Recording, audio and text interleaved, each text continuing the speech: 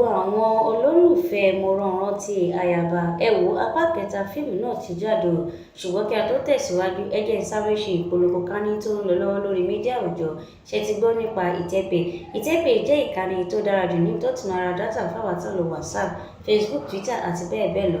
Fún àǹfààní àwọn tá ń lo owó ìpè tẹ̀mọ̀ sí airtime, ìtẹ́pẹ́ lè ti ra dátà ní ohun tó kéré jù tẹ́ bá sì fẹ́ ṣe subscription sórí DSTV yín. ìtẹ́pẹ́ lè lò kò ná yín kọ̀ọ̀kan. Ẹ jẹ́ ká padà sórí ètò a ó máa sọ̀rọ̀ nípa ìtẹ́pẹ́ lẹ́kùnrẹ́rẹ́. Àṣé Àbẹ̀kẹ́ ló tú àṣírí Àyọ̀ká. Ẹ wo ẹ lọ sí comment section báyìí ò kẹ́jẹ́ kí àwọn òṣèré tí ẹ nífẹ̀ẹ́ sí jùlọ.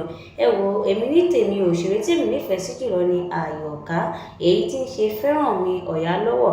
Ẹ wo fíìmù yìí ó gbóná lọ́pọ̀lọpọ̀. Ẹ tẹ òṣèré tí ó gbé yín débẹ̀ jùlọ ní comment section.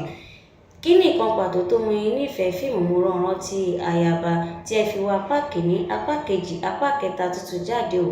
Ẹ lọ wò ó lórí Yorùbá Plus báyìí kẹ́ lọ wo apá kẹta Mọ́rànrántí Ayaba. Àmọ́ kí a tó lè jẹ́ kí a mọ̀, èmi ní tèmi ò fíìmù náà kọ́ mi ní lọ́gbọ́n torí pé kò sí ẹni tó jókòó sí ilé ayé yìí tó ní gbogbo nǹkan tó dáa lòun fẹ́. Kò sí èèyàn náà ní ilé alààyè yìí ìkan tèmi kọ́ níbẹ̀ nìyẹn o.